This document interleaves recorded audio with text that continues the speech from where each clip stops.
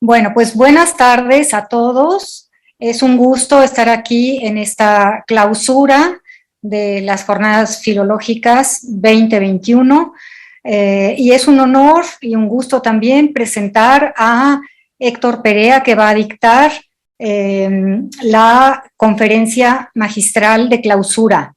Héctor Perea estudió periodismo en la UNAM y en la Universidad Complutense de Madrid. Ha ejercido el diarismo cultural en México y España. Es investigador titular C del Centro de Estudios Literarios y profesor del posgrado en Letras en la Facultad de Filosofía y Letras de la UNAM. Ha publicado libros de ensayo, creación narrativa y estudio, entre los que se cuentan La música delgada, de 2015, Casa de Cielo, de 2017, La Rueda del Tiempo, Mexicanos en España, de 1996, y con Stefano Tedeschi, Curiose Inquietudini, 16 racconti del México contemporáneo, 2014. Fue becario del Centro Mexicano de Escritores y es miembro honorífico del Sistema Nacional de Creadores de Arte. Ha formado parte de comités científicos y editoriales en la UNAM, el Colegio de México, la Universidad Iberoamericana y el Instituto Cervantes de España, así como en las universidades de París, Sorbona, Roma, La Sapienza y de California, San Diego. Ha recibido, entre otros, los premios Universidad Nacional 2020 en Creación Artística y Extensión de la Cultura, Internacional Alfonso Reyes en 2019 y Bellas Artes de Ensayo Literario José Revueltas en 1994 y Nacional de Periodismo Cultural en 2018 y 1989. En 2011 ganó la Cátedra Cultura de México por la Universidad de Brown y el FONCA y es curador de la colección Alfonso Reyes en la Capilla Alfonsina. Tiene la palabra el doctor Héctor Perea con su ponencia de clausura que se titula Voces de Italia desde México. Vistas al vuelo sobre las cosas de Italia. Ah, quizás tiene otro título. Perdón, no. Sí. Muchas gracias, Aurora. Es un gusto que estemos en la mesa, en la misma mesa virtualmente, y hablar de estos asuntos. Voy a leer algo no muy largo, ya todos estamos un poco cansados, y si hay tiempo mostraré algunas imágenes que son, me parece, interesantes, algunas curiosas, sobre la relación de México e Italia, pero comienzo ya la lectura. Mira, ven, te invito un helado en la bella Italia. No sabes el gusto que me da verte, decía Carlitos a su amigo Rosales en las batallas en el desierto.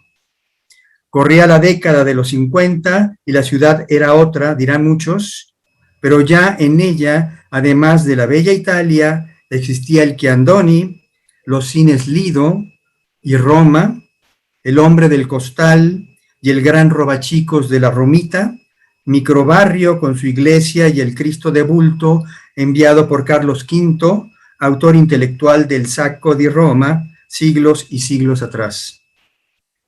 La ciudad entonces presumía también, sin demasiado alarde, ciertas formas del pasado que incluían las siluetas de los palacios de Bellas Artes y de Correos, la columna de la Independencia Nacional y el hemiciclo a Juárez, la Plaza Garibaldi, dedicada al maderista Pepino, y el busto del bisabuelo de este, Giuseppe, obra realizada por el bisabuelo, escultor del novelista Volpi. El retrato del unificador de Italia había sido donado y bien plantado, desde luego, en el piso de la misteriosa colonia Roma, de entonces remataba el enamorado de Mariana, el Carlitos de José Emilio Pacheco. Y así de bien cayó de pie el José María Morelos y Pavón de Antonio Piatti, que sería, no obstante, con el tiempo, solo arte efímero en mármol frente a la iglesia de la Santa Veracruz de la Alameda. Ahora quiero imaginar a Pero Galín, dandy de provincias, que ante el fastidio de llamarse Pedro Galíndez, había optado por intervenir su nombre al grado de hacerlo irreconocible. Galín solía patearse la ciudad sin ningún empacho ni plan determinado. A este alter ego de Genaro Estrada le llamaba la frescura de la Alameda, aunque también el bullicio de la Lagunilla y el mercado del Volador, donde dragoneaba sin descanso entre puestos de piso y galerías de antiguallas. Quiero suponer que Pero concebía a Bellas Artes y al hemiciclo como algo propio, como espacios ganados con el simple roce visual y cotidiano de sus mármoles segadores de Carrara, tan blancos bajo el sol implacable del valle de Anáhuac, tan propios y únicos por las historias que narraban y habían sumado al venturoso viaje transatlántico de los bloques desde Carrara a las alturas de la Gran México Tenochtitlan.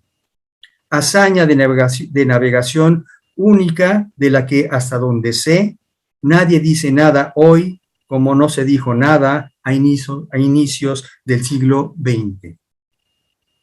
Pero antes de enfrentar los mármoles tallados y las formas arquitectónicas y figuras simbólicas que los mismos contienen, a Galín le gustaba caminar despacio, creo yo, mirar casonas del paseo arbolado de la Emperatriz, descubrir a lo lejos el Carlos IV de Tolsá y recrearlo en su mente junto al más que probable ancestro escultórico del caballito, el Marco Aurelio del Campidoglio romano.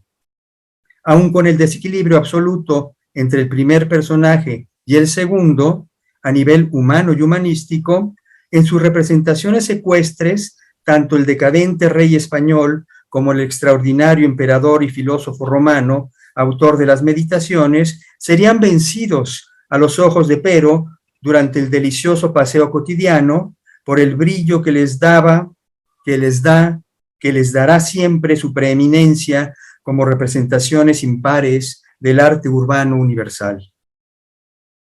Y así el dandy continuaría el paseo ritual por callejuelas y pequeñas plazas hasta plantarse en seco, apenas iniciada la excursión por la Alameda, frente al Mercurio del flamenco Jean Boulogne, transmutado en Florencia en Giovanni da Bologna, o ya como puro manierista en Gian Bologna, dentro de la corte de los Medici.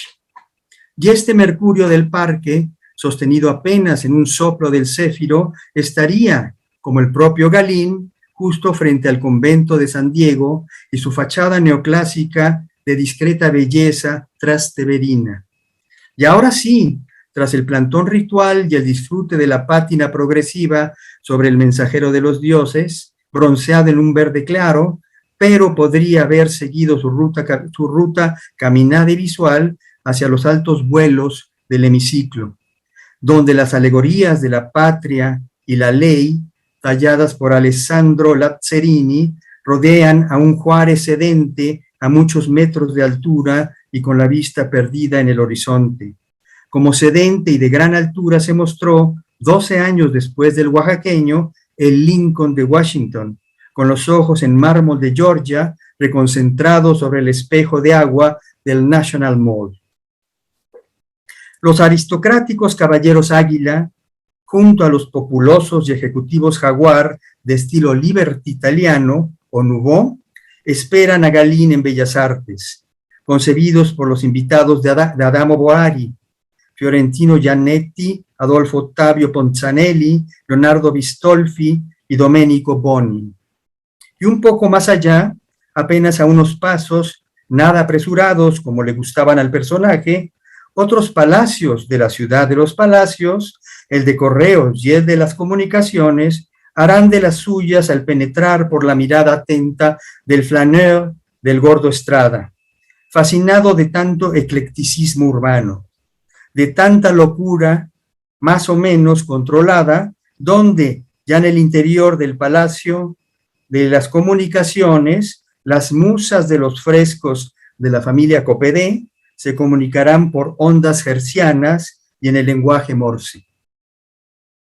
En la siguiente parada del recorrido, el Palacio de Iturbide, construido en Chiluca y Tezontle, más de un siglo antes que sus pares porfirianos, mostrará en su patio de columnas y arcos una clara ascendencia normando-parlamitana, y la parroquia de San Miguel, hacia el oriente de la ciudad, esperará también, sin prisa, a que el paseante admire una vez más el túmulo de Alonso de Villaseca, que con su Madonna y niños le parecían a Galín hermano del conjunto tallado por Simone Mosca y Vincenzo de Rossi en la capella romana de Cesi de Santa María della Pace, o sea, una obra absolutamente leonardesca. Debo decir que este túmulo lo conozco gracias a Aurora Díez-Canedo.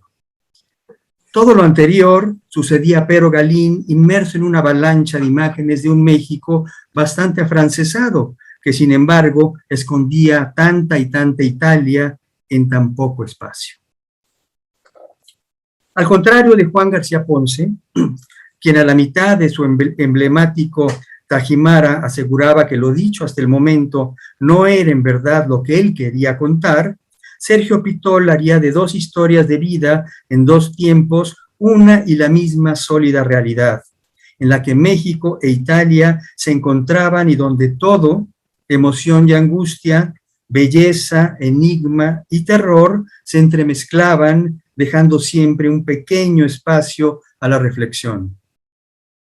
Veo con nitidez a Sergio contándome en privado, y a todos sus lectores casi al oído, cómo él, entre una neblina invernal casi insuperable, había caminado con Norandino, esposo de su tía Arya, por la orilla del río Po, bajo la emoción de seguir el mismo trayecto de infancia y adolescencia de su abuela Catarina Buganza, y por las calles de Ostilia, pueblo grande de la Lombardía, fundado quizá sobre el trazo inicial de la vía Claudia Augusta Padana, enlace entre los territorios romanos y las Germanias.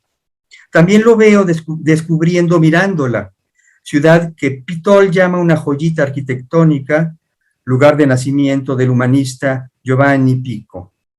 Y finalmente, en aquel 1962, alcanzo a observar los rituales de la familia Buganza en el castillo medio en ruinas de Bonizzo y las piezas etruscas de su tío abuelo allí exhibidas.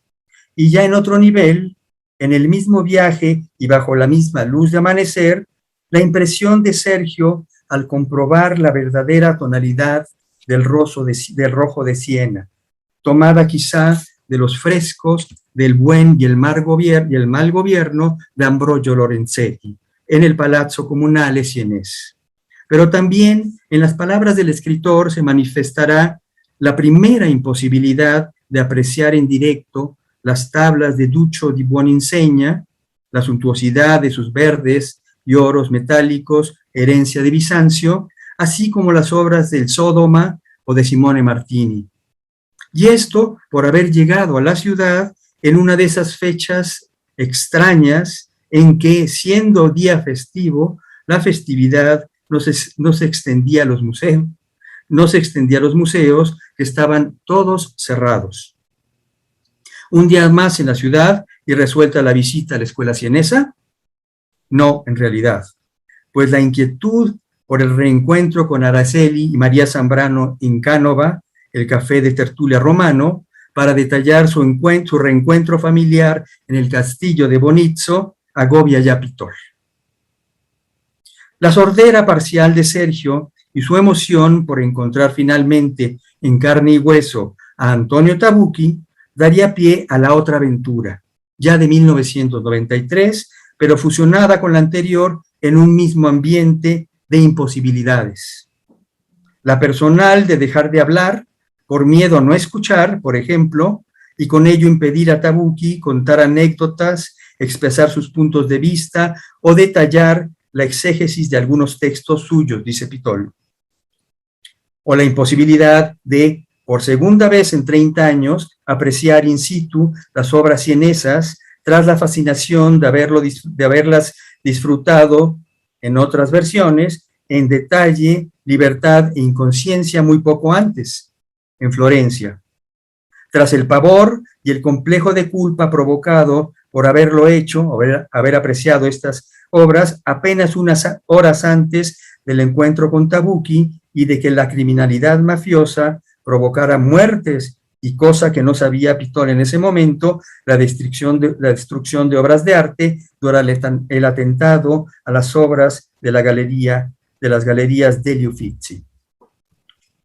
Con todo lo anterior, un día de epifanía no se vive a diario.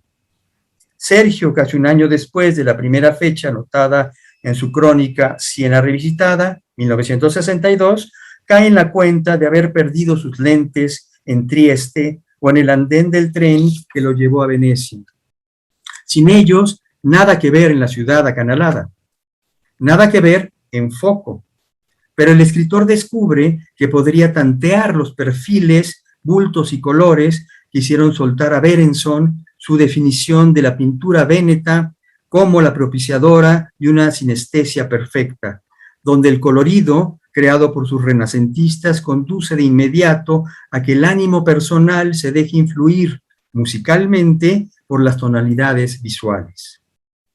De esta forma, y después del café expreso en Florian, ritual leído en multitud de páginas literarias, Sergio echará a andar el recorrido iniciático por aquel cúmulo de símbolos que cierra el cuerpo híbrido de la ciudad. Lugar de encuentro y convivencia de sensaciones personales despertadas por piedras, formas, tonalidades, texturas, espacios, olores, que Pitol en ningún momento de su recorrido miope llegará a precisar, aunque sí a descifrar parcialmente. Todo estaba inmerso en la neblina, como en las misteriosas vedute de Venecia, coloreadas por Turner, recuerda Pitol. Lleva su guía turística, comprada en un puesto cualquiera junto a Florian, que es lo único que ve con claridad, mientras el entorno exterior e incluso museístico se resume en sugerencias inmóviles o dinámicas y en francas manchas que dan cuerpo a seres y cosas de difícil conceptualización. Consigna a la vista, por decirlo de alguna forma, de prodigios en la academia: Giorgione, Bellini, Tiziano, Tintoretto, Veronese, Carpaccio. Pero la vista de estas obras, siempre condicionada a la distancia oficial, las había divorciado, hasta borrado parcialmente, de sus reconocimientos habituales, para reconvertirlas en algo inusitado frente a los estilos y los nombres indicados en las cédulas. Los espacios interiores inmensos de San Marcos lo harán pensar, sin ser vistos, sino solo percibidos, en esos interiores, que esos interiores podrían ser el mayor esplendor de Bizancio, o bien un camino hacia la estética de Cecil B. DeMille. Y Pitol sale y camina, cree toparse con el palacio de Mocenigo, el de las múltiples orgías de Byron, con el de Vendramin, donde vivió Wagner, o en aquel otro, donde Henry James escribió Papeles de Austen. Y siguió su paseo y vio, o creyó distinguir, más palacios e iglesias, claustros y puentes magníficos o ruinosos, y torres, almenas, balcones, ojivas y columnas, y caballos de bronce y mármol. Miró de frente a la Fenice y recordó a Luchino Visconti, desde luego, por la escena inicial de censo que Pitol no llega a mencionar. Todo lo observó e indagó en papel de masas difuminadas, de formas ligeras, casi abstractas, pero emocionantes. Esa noche, en su vagón de tren rumbo a Roma, Sergio creyó conocer Venecia como la palma de mi mano. Qué iluso, pobre diablo, concluyó. Aunque en el fondo pensara, sí, también yo he tenido mi visión. Como sintió Lili Briscoe, luego del trazo de una línea en medio del lienzo imposible de pintar, según consigna el párrafo último de Alfaro, la novela de Virginia Woolf. Luego de esta sencilla y arriesgada pincelada, la artista dirá, ya en paz, esta ha sido mi visión. Roma, junio de 1985. Albergo Santa Chiara, a espaldas del Pantheon. Federico Campbell lee un mensaje. Comuníquese al 091 25 05 87, antes de las 5 de la tarde. Palermo, Leonardo Sciascia. Y tras dudarlo con preocupación por la hora que era, que sobrepasaba bastante el límite impuesto, y luego de recordar el desparpajo de Julio Scherer al buscar secretarios de Estado en la madrugada, terminó por llamar al escritor siciliano. Ya se acordó verlo en la capital de la isla, en la Galería Brodo. A las 6 en punto de la tarde, en la tertulia de amigos, escritores y pintores del autor de Il giorno della civetta. Poco más alto que Campbell, Sciascia le parecerá a Federico de rostro sarraceno, de parco hablar y voz baja, todo lo contrario de la imagen proyectada hacia el exterior por un autor que sin ningún miedo enfrentaba a la corrupción política y a la mafia, y para quien su mejor obra, o al menos la que más le gustaba por encima de las poderosas novelas sobre temas como la omertá, era el ensayo-reportaje dedicado a descifrar el enigma indescifrable de Ettore Majorana, el físico catanés con perfil de premio Nobel, desaparecido o autosecuestrado en los años 30 del siglo pasado para reconvertirse en Calabria, según la leyenda, en monje cartujo. Campbell ha intentado un primer acercamiento periodístico al profesor de primaria, novelista y diarista en Palermo, ciudad en la que el tijuanense está por primera vez, pero el plan original de la entrevista no finalizaría allí, pues ahora viajan a buena velocidad rumbo a Siracusa en un Alfa Romeo, el matrimonio Sciascia, Federico, el mexicano, y Roberto, un fotógrafo amigo de la pareja. Recién salido del hospital, Sciascia, durante la plática inicial, confesó al reportero que su estado no era el mejor posible y que prefería descansar para continuar la entrevista ya en Siracusa. Llevan consigo las fotografías del científico que Roberto, asistente de dirección en films de Fellini y de Francesco Rossi, consiguió para la adaptación cinematográfica de Las Comparsa di Majorana, producción que, según parece, nunca se concretó. Localizar a Sciascia había sido toda una odisea que involucró a Juan Arias, corresponsal en Roma del País de España, a Elvira Giorgiani, de Celerio Editore, y a otro profesor y periodista de la agencia ANSA, amigo del escritor desde los años 60. Finalmente, María Emilia Mancuso, primera traductora de Pedro Páramo al italiano para Feltrinelli y miembro del Partido Radical, sugirió el envío de una carta por expreso para solicitar una cita, ya que no habría forma de que el autor contestara el teléfono o que la casa editora quisiera molestarlo. Cuando el partido lo necesitaba por su labor como diputado, contó Mancuso, diputado del Partido Radical, lo que hacían era enviar por él a los carabineros. Todo esto sucedía aún en Roma, durante los días previos al mensaje que indicaba comuníquese al 091, etc. Ahora, finalmente, de camino a Siracusa, el Alfa Romeo se detenía para que los pasajeros descansaran en un café donde desde un inicio Sciascia dejó en claro que en Sicilia nunca, e impidió a cualquiera de los amigos pagar el consumo. Imagino a Federico, como a los otros, paralizado al instante por la orden del novelista, aunque también abierto a todo lo inimaginable mientras el grupo recorre el itinerario cotidiano de Sciascia en camino a su habitáculo más privado, que Federico nunca pensó conocer, menos en papel de entrevistador e incipiente traductor de un autor de culto gracias al cual descubriría la amabilidad y sencillez de María, la esposa del escritor y también maestra de primaria, que le ofreció una pasta al pomodoro y vino casero, rústico, de los viñedos del padre de Sciascia. O bien la ironía de Gesualdo Bufalino, tertuliano que, como el mismo Sciascia, rechazaba el vino, pues, anota Campbell, la bebida que más le gusta es el agua. O a la persona y la pintura de Gaetano Tranquino, que hizo al mexicano rectificar el sentido llano de las palabras y comprender al fin el título de Il mare colore del vino, a través de su versión pictórica de un Ulises atado al mástil de la nave cuando ésta pasa frente a las sirenas.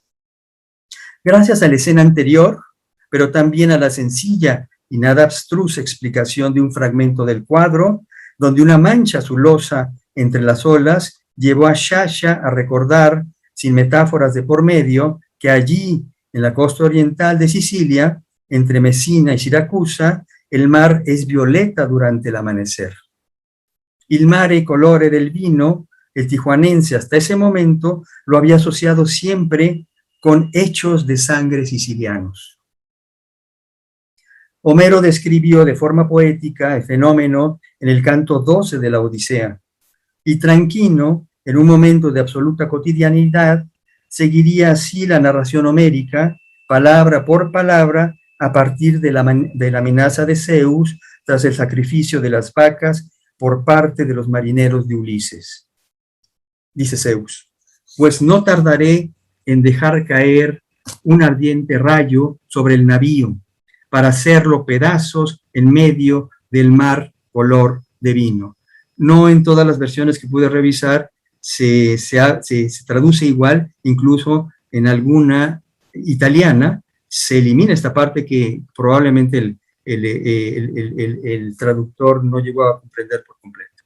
La ragusa barroca, Ortilla, Racamulto, con la casa de campo de la familia Sciascia, Agrigento y los templos de la Magna Grecia, el caos de Pirandello y de los hermanos Taviani, agregaría yo, son el telón de fondo de este road movie siciliano en el que Federico Campbell solo se reclamará a sí mismo el no haber aceptado la siesta junto al estudio de Sciascia, para en cambio caminar entre las huertas y las parras de la casa de Racalmuto.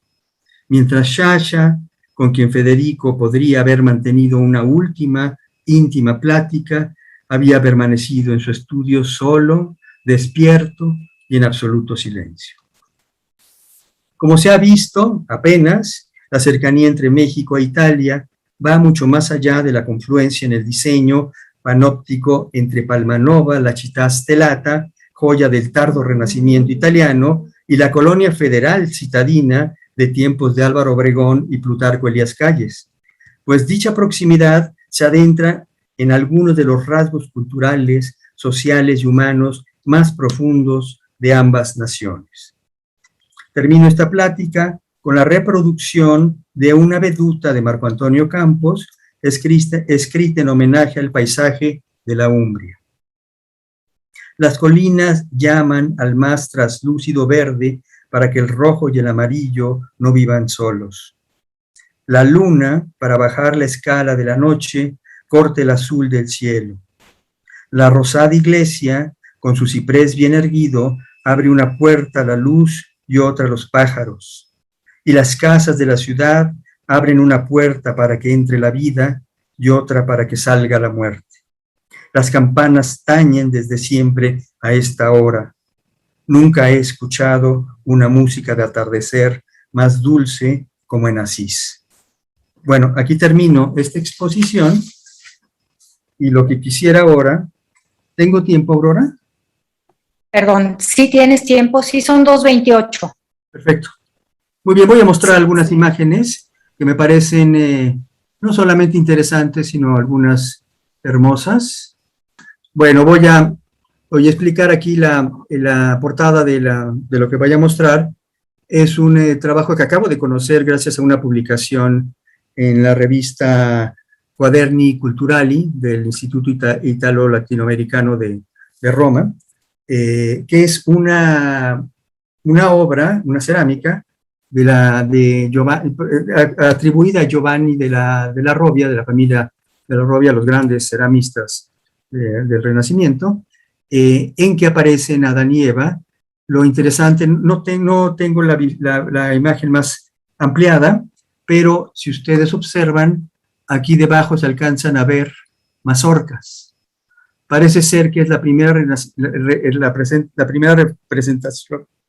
representación del maíz en Italia, y si es esto cierto, y si las fechas son las adecuadas, es muy pronto que se logra esto. Más adelante, en la Villa Medici de Roma, hay un studiolo, que era el estudio, el espacio privado de muchos príncipes o de muchos aristócratas en los palacios, sobre todo del Renacimiento, y en ese fresco, ahora no recuerdo el pintor, este pintor debe ser un fresco del 1600, de mediados del 600 probablemente, y en ese fresco se alcanzan a ver no solamente mazorcas, sino se ve el guajolote mexicano en medio de una selva de naturaleza maravillosa. Bueno, esto puede vincularse con esto más, es la presencia un poco de México ahí. México Tenochtitlan, es importante ver una cosa, voy a acudir directamente a, bueno, si vemos la Catedral Metropolitana, ahorita vamos a ver imágenes, mejor me espero a eso, pero si vemos, por ejemplo, los mapas, nos dan una idea de los mapas de época, nos dan una idea de cómo era la isla. Lo que no se sabía, no se había podido comprobar hasta el momento en que Guillermo Tovar y de Teresa encontró un ejemplar del libro de Alberti, del libro sobre arquitectura y urbanismo de Alberti, que va a marcar el Renacimiento. Lo importante de este libro es que es un libro de época de Alberti, una primera impresión, y en los márgenes tiene las anotaciones del virrey Antonio de Mendoza. Entonces, eso hizo pensar a Guillermo Tovar y de Teresa que sí estaba la segunda versión de la Ciudad de México, basada en las teorías de Alberti, cosa que se puede ver en algunos espacios urbanos del centro, las arcadas, la orientación de la ciudad, en fin, muchos detalles que en otro momento se podrían detallar con más precisión. Ese libro, Guillermo Tovar, mucho antes de morir, lo donó al Museo Nacional de Antropología, creo que está en la Biblioteca de Antropología, nos podrán decir aquí los especialistas.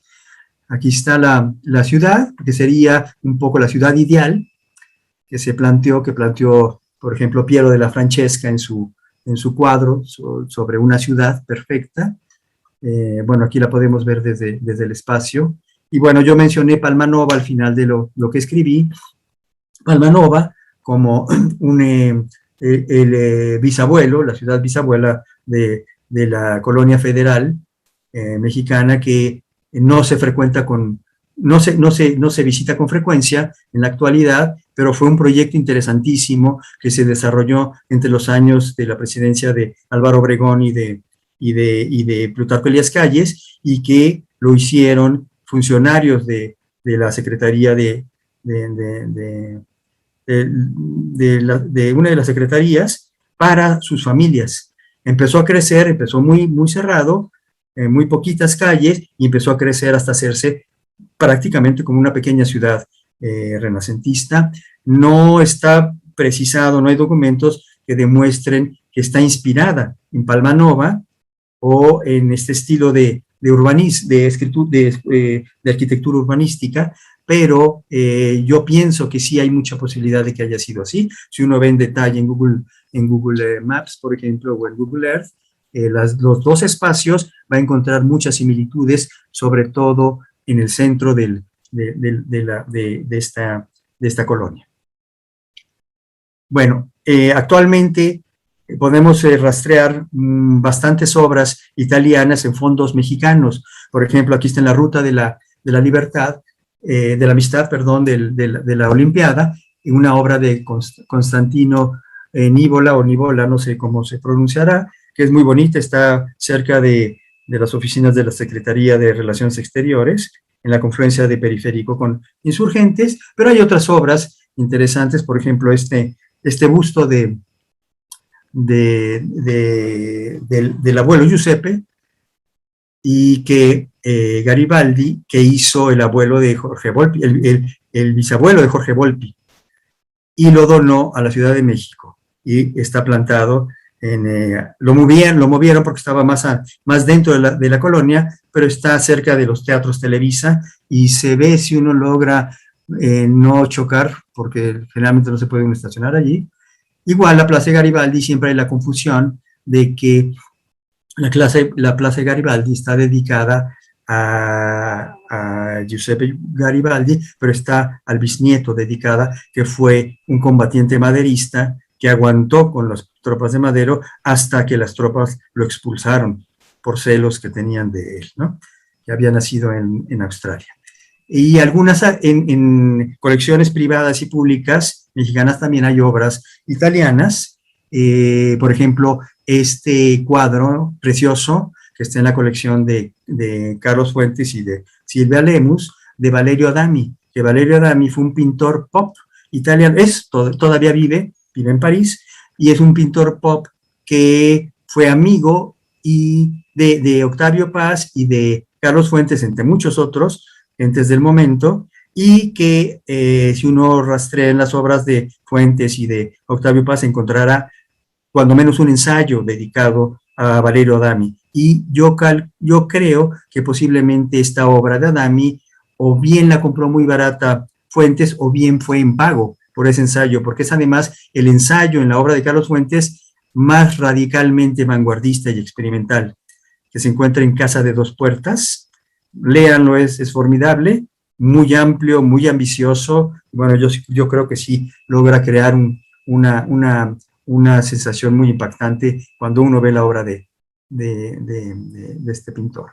En la colección de la Capilla Alfonsina tenemos, por ejemplo, este mármol de una mujer, retrato de una mujer, que hizo el hijo de Ponzanelli, este escultor que vino con Adamo Boari a trabajar en Bellas Artes, pero que trabajó también en la Columna de la Independencia y en otros monumentos. Y de obras de él hay una obra preciosa de este Ponzanelli en el cementerio español, casi a la entrada, hacia la derecha. Es una pieza maravillosa, muy grande, y porque ellos se dedicaron después, pusieron una fábrica o una empresa de mármoles, importaban mármoles de Carrara, porque era la familia Ponzanelli, era de Carrara, y después aquí vendían para todo tipo de usos, pero mucho para hacer escultura pública. Quien está haciendo, me parece, la escultura de ángeles para el aeropuerto es la viuda de uno de los Ponzanelli, que ella adopta el apellido. Bueno, en la Capilla Alfonsina hay también un cuadro de Francesco Barbieri, Gil Guarcino, una pequeña sanguina que no siempre se ve, como que la guardan mucho, y es una pena porque para una exposición se hizo el traslado de la pieza al Cencropan, que es la dependencia que se encarga del cuidado de las piezas que entran y salen del país, y decidieron cambiar este marco de época, porque incluso Reyes en su diario habla de la ocasión en que va a comprar, me parece que en 1913, este boceto. Y este boceto estaba con este mismo marco y quién sabe dónde quedó el marco. Bueno, sigo rápidamente en el Museo de San Carlos, a veces provenientes de los fondos de San Carlos mismo o de iglesias. Hay varios cuadros italianos, de Landesio, que fue director de la academia, Andrea Bácaro también está en San Carlos, hay uno más, y aquí hay uno de Luca Giordano, ese gran, no solamente pintor de caballete, sino gran fresquista. En Madrid hay una capilla maravillosa en un barrio muy populoso, que está recubierta toda completamente de pinturas de Luca Giordano. Bueno, aquí también hay obras de Luca Giordano, del Tintoretto, en el Museo Nacional de San Carlos, pero también hay otros fondos públicos o privados, en que se mezclan las funciones. Por ejemplo, en la Casa del Risco hay varias obras interesantes de anónimas, pero también algunas atribuidas a algunos pintores, como esto a Francesco Francia. Y bueno, esta que es una maravilla, que durante mucho tiempo estuvo en discusión si era la original, porque hay otra versión de Artemisia Gentileschi en el Museo Sumaya, pero viendo las publicaciones de Rizzoli, se puede localizar que está en el catálogo con toda la obra, esta versión del Museo Sumaya. que es bellísima, si pueden verla. Y bueno, esta que también es súper importante, que hay dos versiones de este trabajo de taller, el taller de Leonardo, una en un castillo en Gales, me parece, que hace ya como 20 años se lo robaron y fue escándalo mundial, y esta que está en la colección del Museo Sumaya de Slim también.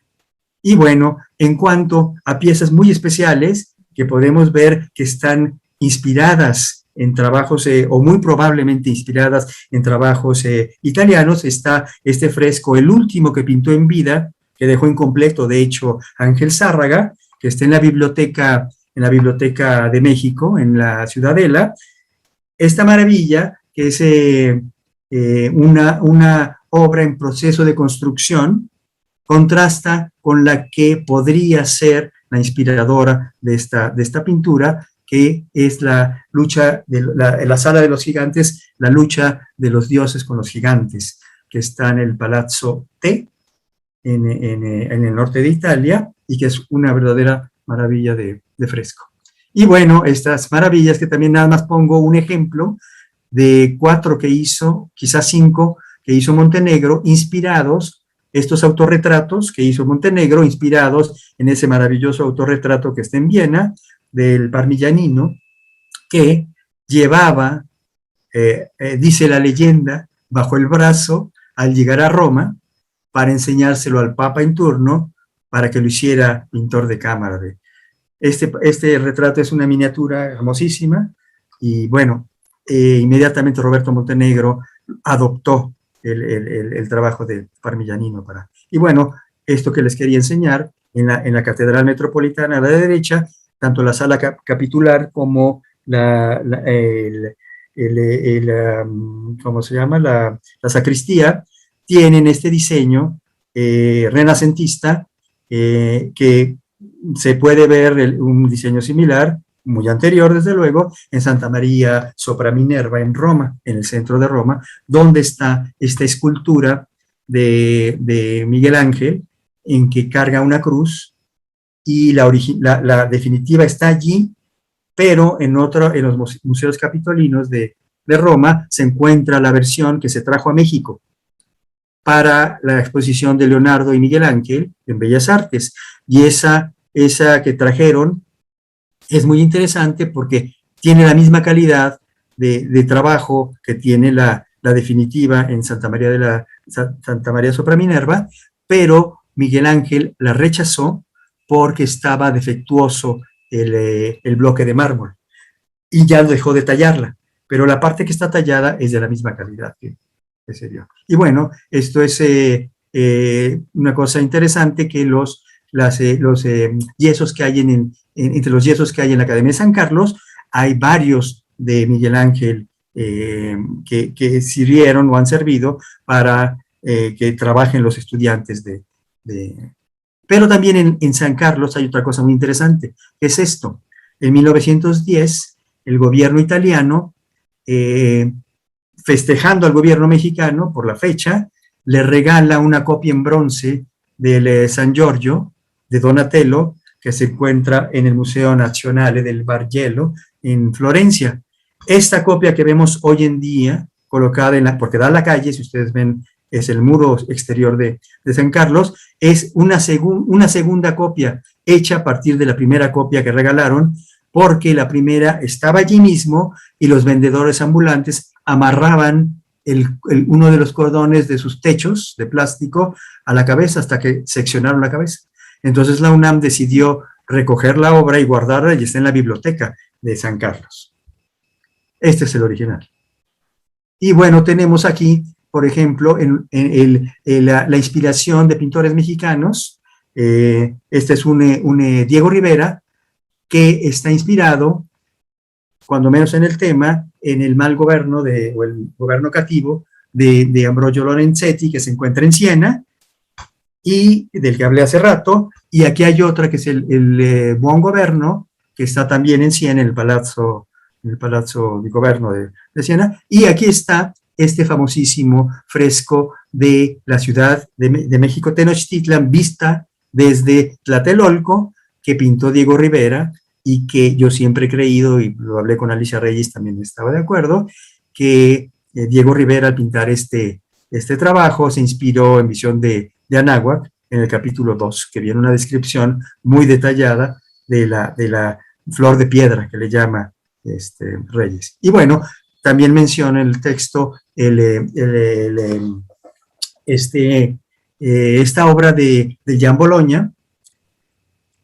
A la izquierda está la versión en bronce que se encuentra, que es una copia, porque la original también está en el Museo Nazionale del Bargello, y esta se encuentra en la Villa Medici, en Roma. Y a la derecha es la que podemos ver en la Alameda Central, y que he visto que hay otra copia dentro de un edificio que está sobre Juárez, que es en el estilo de la arquitectura en Chicago de los años 30, inspirada en los viejos palacios españoles. Entonces, ahí hay otra copia, y la Embajada de México en Italia tiene otra, pero es un poquito diferente a estas y más pequeña, desde luego.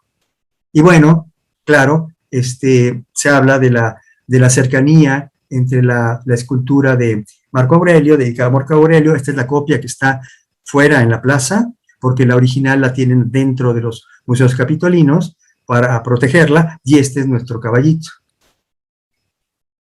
Aquí está la original, guardada, que es bellísima, es una pieza impactante. Y bueno, claro, estas cercanías también de la colonia traiana y nuestra colonia de Independencia, pero que tiene también más cercanía, mucha cercanía a esta columna que hay en Berlín, pero también en el caso de lo que llamamos el Ángel de la Independencia, está Nike, que está inspirada en una que hay en un puente de París, que es pequeñita, apenas la ve uno, pasa inadvertida, con mucha facilidad, en el puente Alejandro III, me parece que es, ¿no? Que es Alexander, sí, el tercero, me parece.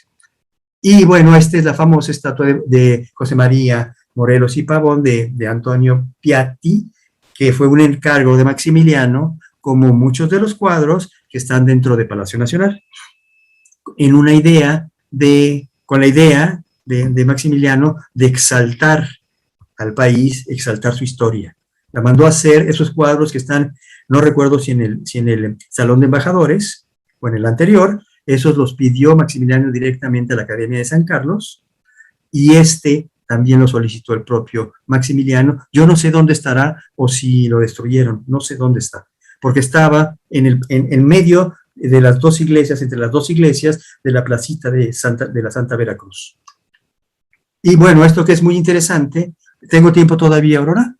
Pues son 2:48, estamos un poco justos, pero bueno, no quiero cortarte la inspiración porque está muy interesante. Bueno, estos dos. Cuando viaja a Italia Barragán, en San Gimignano, le impactan las torres, y entonces cuando deciden construir, quien haya tenido la inspiración para hacerlo, porque hay lucha entre los grupos para decir quién tuvo la primera idea para hacer las torres, lo que sí parece seguro es que sí fue la idea de Barragán y no de Matías Geritz, o Matías Geritz hizo como quillas de barco la parte frontal, pero la espalda de las torres de satélite lo que quiere es reflejar verdaderamente las torres de San Gimignano. Cuando uno viene de Querétaro, lo que ve es lo que ve uno cuando va en la carretera, en esa carreterita, tratando de llegar a San Gimignano. Y hasta aquí llegaría, para si quieren hacer alguna pregunta, o bueno, si ya nos vamos a comer. No, pues bueno, yo nada más quiero decir que muchísimas gracias por esta preciosa conferencia que reúne todas tus cualidades de literato, de historiador del arte, viajero, muy, muy bonita, y la relación de México y Italia. Y te ajustaste perfecto al tiempo, porque teníamos hasta las 2:50, o sea, perfecto de tiempo. Pues no sé si alguien quiere comentar. Agradezco los comentarios en el chat. Y si alguien quisiera comentar algo, preguntar algo, con todo gusto. Y agradezco al instituto la invitación para dar esta charla. Y y que me permitió encontrarme con esa cosa tan bonita de Marco Antonio, además, por allí perdida en uno de sus libros de hace tiempo. Pues bueno, sí, hay varios comentarios, todos muy elogiosos de la preciosa conferencia. Gracias a todos. Y gracias a ti, Aurora, también por la presentación. No, pues es una síntesis apretada de toda tu trayectoria, la verdad. No, te lo agradezco mucho. Y le agradezco a Aurora también el haberme enseñado el túmulo del que hablé. Ay, pues. Vayan a visitarlo, por favor. Es de una belleza increíble lo que quedó, de todo lo que era esa escultura, pero es preciosa, preciosa, de verdad. Sí, no, pues una pequeña contribución a todo tu sabiduría de la relación tan interesante entre México e Italia, tantos contactos, tantas pues, evocaciones, ¿verdad? Muy, muy bonito y tantas imágenes tan sugerentes. Pues muchas gracias.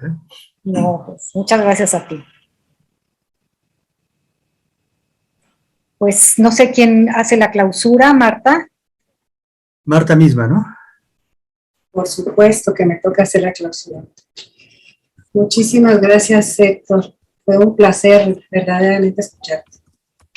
Como dice Aurora, entre literatura, entre arte, entre viajero, a todos vamos a hacer esas visitas a los monumentos que nos mostraste. Y nos recordaste a Agrigento y Siracusa y todos estos maravillosos. Un abrazo y muchísimas gracias. Gracias, Marta, a ti. Pues ya llegamos al final, después de 4 días muy productivos, a estas jornadas filológicas, in memoria, tristemente, hay que decirlo así, in memoria a 2 muy queridos compañeros y amigos, a los doctores Fernando Curiel y José Molina, quienes se nos adelantaron en el camino. Las jornadas se desarrollaron de manera virtual con todos los inconvenientes que eso conlleva, pues algunos de nosotros no somos muy hábiles para las presentaciones y la computadora, ¿verdad? Entonces, creo que a pesar de todos estos inconvenientes, el evento resultó realmente muy bien. Lo que debo felicitar a todos, y también incluyéndome yo, es que los tiempos los respetamos. No hubo una mesa que se pasó del tiempo y todos pudimos expresar nuestros trabajos, nuestras ideas, nuestras reflexiones. Y pudimos a veces tuvimos el tiempo de conversar entre los mismos ponentes y algunas preguntas del público. Como ya lo hemos dicho en varias ocasiones, hubo muy buena respuesta a la convocatoria, por lo que tuvimos 4 conferencias magistrales, 3 presentaciones de libros, un homenaje al doctor Ramírez Trejo y 19 mesas temáticas. En total fuimos 79 expositores, más los 22 moderadores que tan amablemente aceptaron apoyarnos. El evento se transmitió por YouTube y por un Zoom para todo público. Tuvimos de 10 a 60 visitas por sesión en vivo. Si eso lo multiplicamos por unas 19 mesas o más, pues ya tendremos una cantidad. Fíjense bien. El total de visualizaciones en vivo y visualizaciones que se hicieron después de las sesiones asciende a 2,107 visitas. Pero ese dato me lo dieron hace 2 horas. Y ahora, antes de tomar la palabra, me dieron el dato de que tuvimos 2,590 visitas. Así que podemos estar tranquilos y contentos de que nuestro evento tuvo una gran difusión y aceptación. Y lo importante es que se podrán seguir visitando nuestras participaciones, porque se quedan los videos grabados. Nos vieron compañeros, colegas o interesados en los temas desde Argentina, España, Estados Unidos y por supuesto de aquí de la República Mexicana y de la Ciudad de México. Sobre las temáticas, tuvimos la oportunidad de conocer las virtudes y sus representaciones en jeroglíficos mayas de la hermosa flor que le llamó la doctora Mercedes, la ninfa blanca. Nos llevaron por un recorrido de los estudios esotéricos en diferentes épocas. Pudimos bailar al ritmo del merengue y del vallenato para tratar de entender la utopía en Latinoamérica. El doctor Perea nos hizo viajar también ahora por Italia y por la misma Ciudad de México. Así también escuchamos sobre otros temas tan variados y complejos como interesantes que se desarrollan en este instituto. Problemas del saqueo de nuestra riqueza maya, rescate de obras de Tablada, Josefina Vicens, de Luis G. Urbina, de Emilio Rabasa, de Riva Palacio, de Vázquez Montalbán. Escuchamos el hermoso sonido de unos cascabeles mayas y los ruidos literarios que se producen en la ciudad. Nos hablaron sobre Octavio Paz, sobre el disco, el marcador discursivo Digo y otros temas de lingüística hispánica, sobre escritores y escritoras latinoamericanas que tocan el tema de la violencia de género, la verdad muy terrible, lo que nos contaron, pero también sobre la bellísima cúpula de la Catedral de Puebla. No puedo dejar de mencionar los temas clásicos como las 7 sabias o la concesión de la ciudadanía romana en la época del emperador Claudio, la función del Senado romano, la influencia de la Neira en la obra Lima Fundada, la influencia pompeyana en edificios de la República Mexicana, sobre la educación de los niños en Grecia y muchas cosas más. Me disculparán sobre el cine y la literatura el día de ahora, sobre Dostoyevsky, sobre Luis Carlos Ayaragón. Me disculparán si no puedo abarcar todo, pero sería imposible. En fin, dimos una muestra al exterior de que sí trabajamos en este instituto y en la UNAM en general, que sí trabajamos en el Instituto de Investigaciones Filológicas y trabajamos mucho.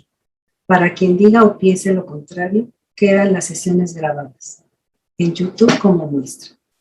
Ya sabemos que nada funciona solo, todo es un trabajo en equipo.